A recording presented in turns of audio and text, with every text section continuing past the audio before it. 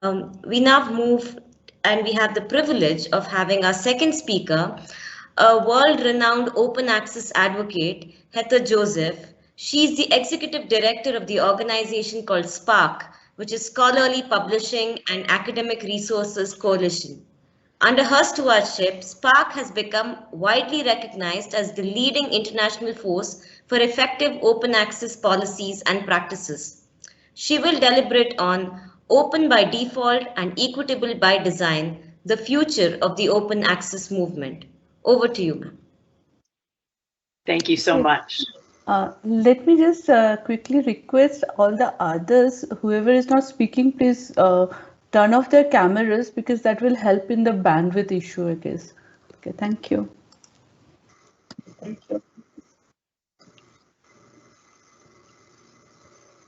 Can you see my slides all right? Yes, yes, Ita, we can see your slides. Perfect. Thank you so much. It really is an honor to be here, not only celebrating Global Open Access Week, but particularly to be able to contribute to the celebration of my colleague and friend, Arun. We're about to mark 20 years of the open access movement. And I think we heard in the wonderful opening talk, just how important this year's Global Open Access Week theme, it matters how we open knowledge, building structural equity, is particularly important to us this year, as it's a natural point for us to look back and take stock of where we are as the open access movement. And while I completely agree that we have made tremendous progress forward, we are clearly faced with a reality that even as a greater amount of scholarly literature, and particularly scientific articles, are being opened, we still have far too many inequitable structures within the system of sharing science and scholarship they remain, and they're actually actively being reinforced even within the structures of the open access movement.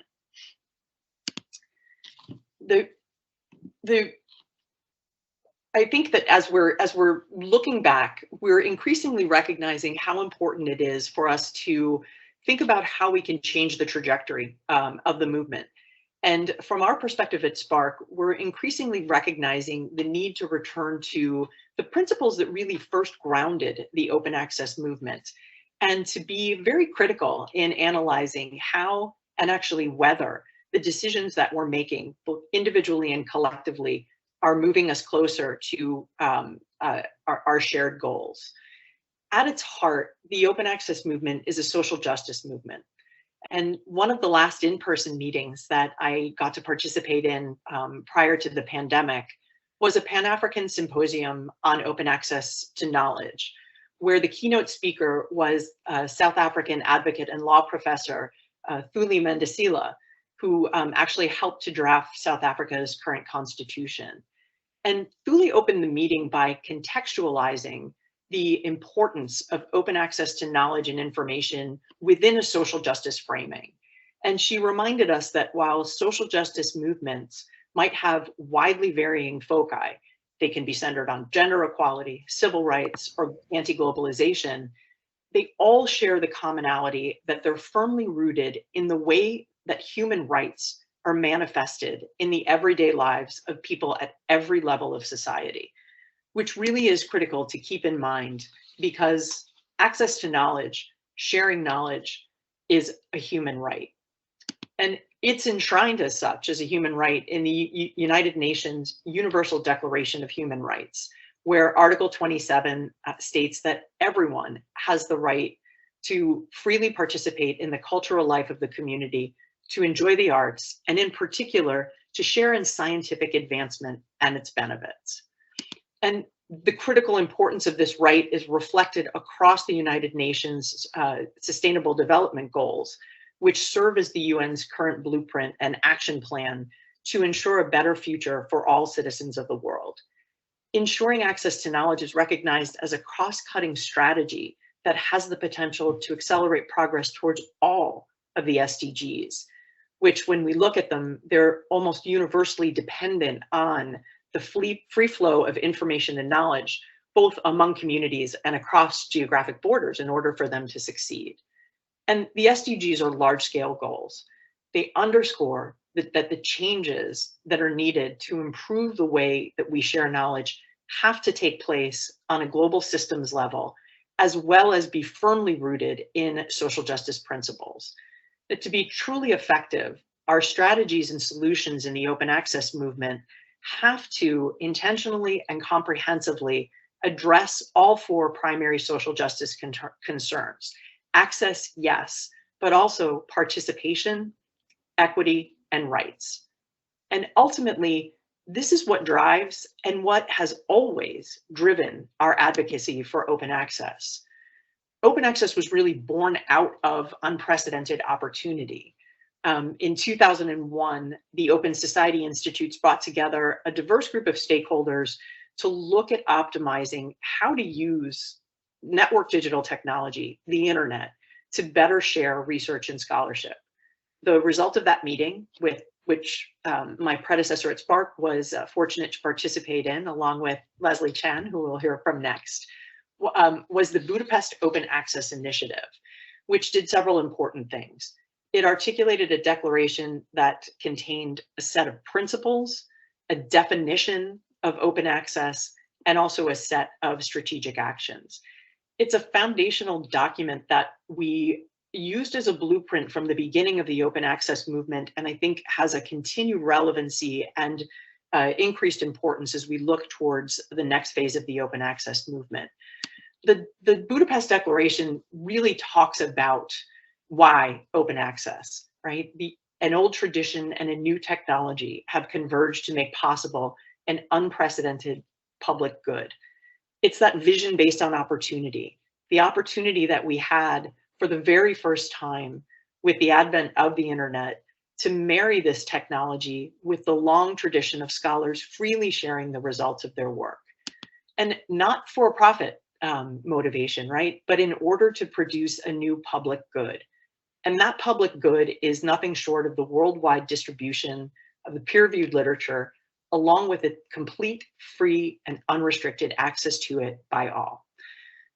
One of the most important things about the Budapest Open Access Initiative and Declaration was that it focused on the public, open for the public good, not open for open's sake, not simply open because we can, because we have the technology, not open because open is oftentimes better than closed, but open in order for us as a global community to achieve some very specific things. The Declaration talked specifically about opening up access to this layer of knowledge, the peer-reviewed journal literature, in order to accelerate research, enrich education, share the learning of the rich with the poor and the poor with the rich, make this information as useful as it can be, and lay the foundation for uniting humanity in a common intellectual conversation and quest for knowledge. The Budapest Declaration deliberately and intentionally centered issues of equity as outlining the path forward. And when the declaration was first signed and adopted, and we began to really try to put it into practice 20 years ago, we faced an uphill battle, but many good things happened. I would say that now, 20 years in, unlike when we first started, we're not fighting about or arguing or trying to convince people about whether open access is the preferable path forward for scientific and scholarly communication, but rather how. The Open Access Week really reflects this central focus on how do we get to open access, not whether do we get to, not if or whether we get to open access. For better or for worse, we have lots of open access journal outlets. More importantly, we have infrastructure in the form of open repositories and archives, and more importantly, even than the individual archives themselves, we have emerging networks of local, regional, and hopefully soon global repositories. We have policies that have emerged from private and public funders alike, which reinforce the desirability of open access as an end goal, and an increasing amount of attention, at least, on working on incentives in the higher education community, higher ed institutions, and within research funders to reform the system of incentives and rewards that underpins the scientific and scholarly communication system to better reward open communication. All of these things are really good things. I would say we saw during the COVID pandemic, one illustration of just how centrally important open access is and has become to the community when one of the first things that happened when the pandemic began to emerge is that we saw science ministers from more than a dozen countries around the world immediately call for the creation of an open access database of all coronavirus related papers that became an essential tool for helping the science community more successfully address the pandemic. All of these things are good things, but we can't ignore the fact that we've also had some pretty negative consequences come out of the open access movement as well that we need to focus on. At first, when we were advocating for open access, as I think Arun can attest, we dealt with really blanket opposition from publishers, commercial publishers, society publishers, really pushing back and saying open access is an idea that A, will never work and B, will never get behind. That was difficult enough to fight, particularly given the power imbalances between scientists, advocates, and the commercial publishing interests. But as the years have passed, something has happened that I think is very important. The outright opposition of the publishers has turned to co-option of open access, with particularly commercial publishers increasingly paying lip service to supporting open access, but only when the implementation serves their financial interests. This is even harder to address as an advocacy community. And it's compounded by the pressure that we feel oftentimes from the publishers press on funders and researchers to say that they are essential players in the research process, right? That they deserve or are entitled to a continued role in the scientific research enterprise. And this focus on preserving journals and journal publishers' traditional roles, traditional positions, and traditional business models has really taken the focus away from the open access movement being able to concentrate on creating the real structural change that's needed to have open access succeed. This has led to real division within the open access community, with some in the community really pressuring libraries, researchers, scientists, faculty, students to consider commercial publishing interests as important stakeholders, rather than calling them out as a major contributor to market dysfunction and perpetuating systemic inequities.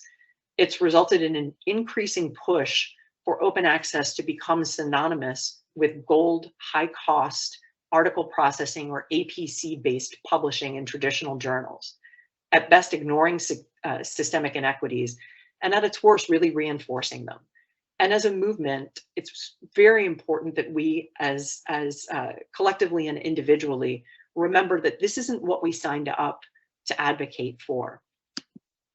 I think the biggest challenge for the open access community for the next phase of the open access movement, whether it's the next 2 or 20 years, the challenges center around taking on the need for us to unite our forces globally and to intentionally focus on the critical work of prioritizing and recentering issues of equity in every individual and collective decision we make about how we choose to open access to knowledge.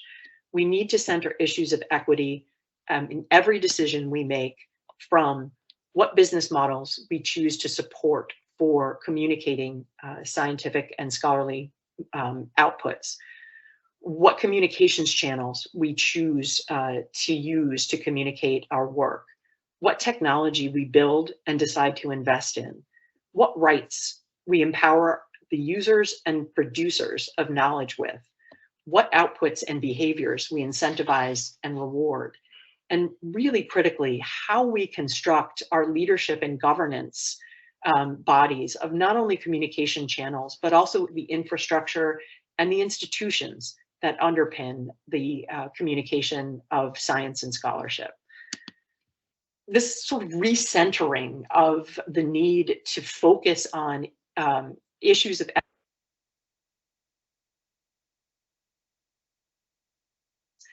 is critically important to us. And we've recently been fortunate to have some high-level reinforcement of the imperative for centering these things in the push for openness from some very important quarters. It's been extremely helpful to have UNESCO focusing on creating recommendations for moving towards open access in specific and open science writ large. The recent recommendations issued through UNESCO are really helpful in repositioning open access intentionally and very visibly in the context of the full research flow, the global research enterprise, and also in a social justice framework. The recommendations, which will hopefully be ratified later next month by the 193 member states that participate in UNESCO, provide a really important framework for helping us to highlight the specific challenges that we need to address across the diversity of stakeholder groups that make up the open community and the open movement writ large. It's very different. The actions that we and the decision points that we're faced with making on a daily basis they're different for each of us depending on what role we play in the science or scholarly communications ecosystem. If you're a researcher, the pressures and the decision points to move towards centering equity and opening up access to knowledge in a way that centers these concerns look very different than if you're a research funder or the head of an academic institution. And I want to give it a specific example of what these choice points look like for me and the community that my organization represents, which is academic and research libraries, who play an important role in this enterprise. Really, for the past several years, we've been under ever increasing daily pressure to support a transition to open access by committing to do one action and a single action. And that is committing to taking the money that we as libraries currently spend on journal subscriptions and using it to support flipping journals from subscription-based business models to gold APC supported open access. The push for libraries to sign these so-called transformative agreements is coming from a variety of corners. It's coming from some funders at a very large scale through Coalition S in particular, that you may be familiar with. It's coming from some organizations of open access advocates, like the OA 2020 initiative that the Max Planck Institute is promoting, and it's coming from, frankly, primarily commercial publishers. The pitch that I and the libraries that make up our organization hear on a daily basis is that this is the easy route, the fast route to open access. All we need to do as a library is simply commit to spending the same amount of money with the same publishers that we currently are spending and simply convert that point of payment from subscriptions to APCs. These transformative deals are touted to us as cost neutral deals that will increase the number of open access articles available to everyone around the world. They also often come with a promise that they'll change researcher behavior, because researchers who have grant funding will also commit to contributing some amount of money towards covering the cost of the APC fee, which will diversify the sources of money that we need to cover costs. If you're a library, it sounds pretty good, right? Low effort, no extra money on our part, and at the end of the day, more open access articles. Everyone wins.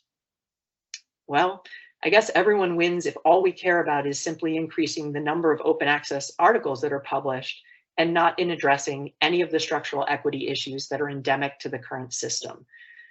What's central to our work at SPARC and what we find ourselves doing in the library community every day is having to work to unpack what the end results of these kinds of APC-based transformative agreements actually look like.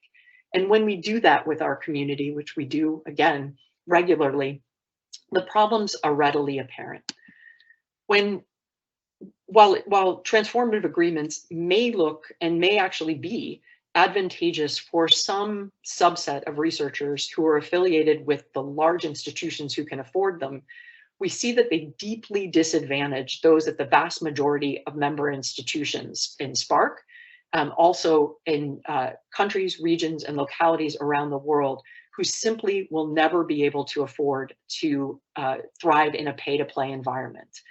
They entrench the role that large commercial publishers play in the scholarly and scientific communication arena and ensure their continued dominance. They continue that we're going to be operating in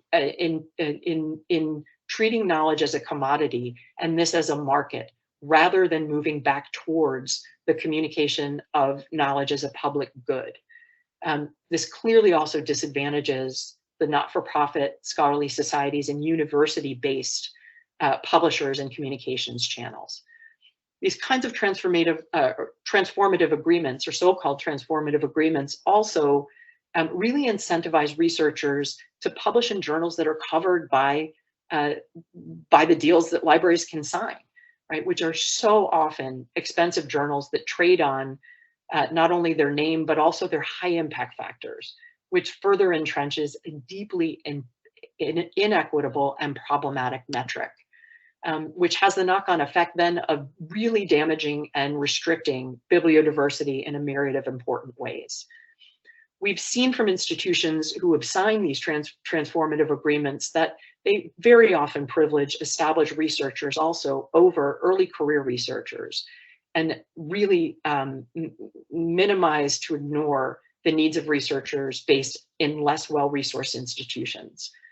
They also have the effect of prioritizing well-funded areas of research over those areas that are equally important but less resourced areas, which in turn perpetuates that myth that the most important research is only done in large institutions in topics of importance to that particular community, published in English language journals with high commercial prestige.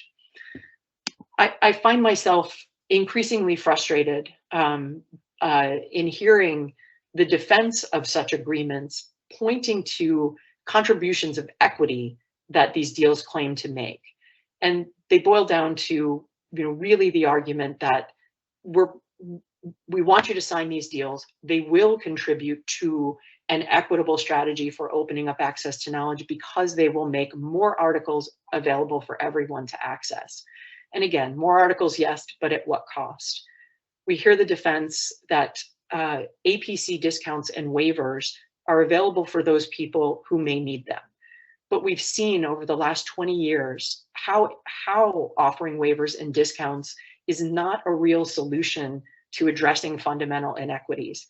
It reinforces power imbalances in research institutions, and in some cases, it actually creates new ones. And it's demeaning to those who are forced to have to ask for them on a regular basis to add their voice to this common intellectual global conversation that we in the open access movement seek to promote and that the BOAI so eloquently articulated. When supporters also say in defense that, well, these agreements will also kind of force researchers to put their own financial skin in the game, if you will, by contributing their own money to pay for APCs, we've seen the reality is that there are very few cases in which either the reader or the writer has to pay anything. In most cases, it still is a third party, the library or the National Library Consortia, who generally pays the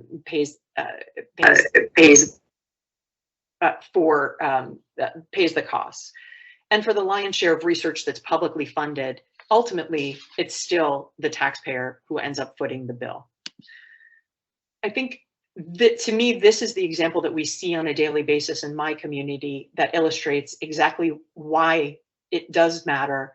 It matters deeply how we open up our access to knowledge, and that issues of equity and inclusivity need to be central to any discussion of how the open access system and scholarly communication system needs to be structured moving forward. I do want to say that my organization and the open access movement are working very hard and are committed to not just saying no to models like APC-based transformative agreements, but to actively contributing to designing and supporting models, initiatives, and agreements that we can say yes to, that will truly transform the system by correcting structural inequities and not just alter the point of payment. Some examples of these include models that continue to support journals to a certain degree, collective and cooperative, value-based models, not cost-based models or cost recovery-based models, that include things like the Subscribe to Open model, piloted by annual reviews and now being more widely used by some not-for-profit organizations. Models that provide institutional-based support like Diamond Open Access, that promote the production and the communication of knowledge on a local basis, that looks a lot like the journal communication and article communication ecosystem that has grown up in Latin America, for example. But more importantly, we really want to focus on models that move us beyond our dependency on journals and articles as the single currency of scholarly and scientific communication that's used and that's valued. So that means focusing on investing in and supporting robust federated networks of open repositories and overlay services for transforming these repositories from archive-based and solely sort of archive-based solutions to more active communication channels as well as archival services. It means also looking at and supporting journal agnostic, funder supported open platforms, investing money in increasing the capacity and quality services on preprint networks, and really looking at taking money that we were previously spending on subscriptions to support new and novel community-based, community-owned communications channels as they emerge. And I think in the next phase of the open access movement, this is our biggest challenge. We have to make the decisions to invest in these and other emerging models in a specific way. When we do this, we have to make sure that we're consistently holding ourselves accountable to our commitment to centering equity by asking, does our decision to invest in these kinds of models map back to the original goals of the BOAI, of the Budapest Open Access Initiative, and the principles it articulated? Does it map back to the UNESCO principles? Does it support more than just one pillar of the social justice framework in which the open access movement operates? Does it do more than just open access to a larger number of articles? Does it also support improving equity, improving participation, guaranteeing rights to those participating in knowledge production and accessing knowledge? We recognize that equity has to be deliberately and proactively built into the knowledge sharing system by each of us individually and collectively at all possible critical choice points, and not left to be bolted on later as an afterthought. I think the inextricable link between knowledge and the fulfillment of our vision of knowledge and sharing knowledge as a basic human right serves as a critical reminder of the imperative for each one of us to think critically and act deliberately at every step of the process. It really does matter how we open knowledge. Thank you so much for the opportunity to participate in today's program. Oh, last slide. Thank you very much for beautifully putting together your thoughts, starting right from the Budapest Declaration and going ahead with the entire summarizing how we can achieve a system which is open by default and equitable by design. Thank you so much.